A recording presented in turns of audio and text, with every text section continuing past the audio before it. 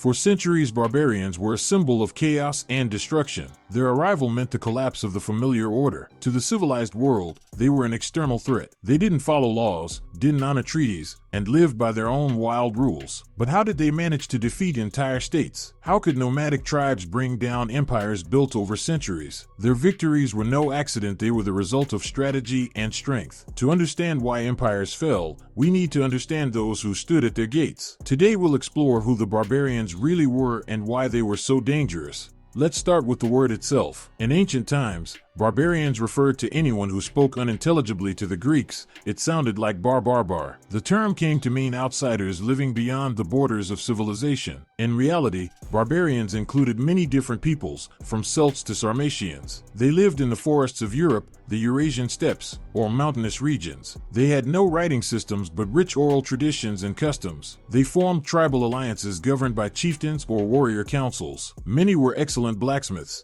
crafting weapons as good as Roman ones. They raised livestock, traded, and built fortifications. Some tribes were nomadic, others settled and founded cities. Barbarians spoke dozens of languages and dialects. Their religions varied. Some worshipped spirits, others the sun or their ancestors. What united them all was that they weren't part of any empire. To the Romans, they were a threat. The barbarians' greatest weapon wasn't just the sword, it was mobility. They could move quickly, without relying on roads or supply chains. Their camps could vanish overnight and reappear near another city. Living in harsh conditions made them physically tougher than most urban soldiers. Their training began not in barracks, but through hunting and survival. They lacked formal formations but had adaptability. They quickly adjusted to any enemy. They used surprise as a tactic. For example, Germanic tribes often ambushed entire Roman legions in the forests. They quickly adopted enemy technology, helmets, armor, and tactics. Their knowledge of terrain gave them a strategic edge. Barbarian leaders weren't just rulers, they were the strongest warriors, which, admittedly, sometimes weakened army coordination. Tribes united for campaigns, setting aside old grudges. They scorned fear and refused to surrender. Often, they fought not for glory, but for land.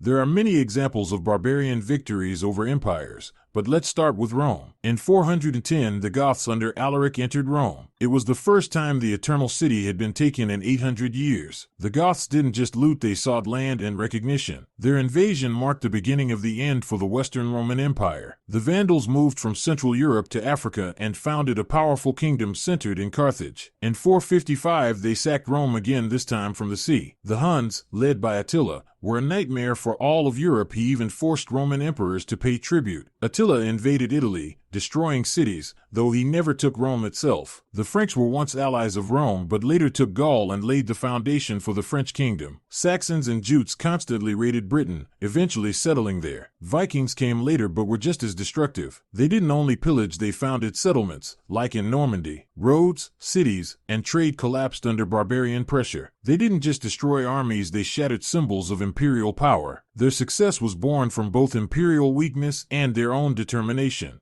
The secret to barbarian victory was simple. Empires were already in decline when the invasions began. Internal strife tore through Roman leadership. The army was filled with mercenaries, many of whom were barbarians themselves. Discipline eroded, and patriotism vanished. Provinces stopped paying taxes and refused to supply soldiers. The empire was no longer a unified body. Emperors changed more often than the seasons. Cities lost autonomy and became burdens. Barbarians saw the weakness and attacked without fear. People inside the empire sometimes welcomed them, hoping for change. Peasants, exhausted by taxes, occasionally supported the invaders. The church lost authority in the provinces. Barbarians simply walked through a door that no one was guarding. After victory, barbarians didn't want to destroy everything, they wanted to live on the conquered lands. The Goths established kingdoms in Italy and Spain. The Vandals built a navy and became a maritime power. The Franks embraced Christianity and began building a new Europe. Barbarians created their own laws, often writing them down for the first time. They adopted Roman bureaucracy and language. Many barbarian kings spoke Latin and taught their children to read. They built churches, roads, and cities. Old Rome was gone, but its spirit lived on in the new barbarian empires. They became a bridge between antiquity and the Middle Ages. Their cultures evolved, blending with Roman and Christian traditions. The Normans in England created a new administrative system that shaped future Britain. Vikings became merchants and kings in Ireland. Their children were no longer barbarians, they were rulers.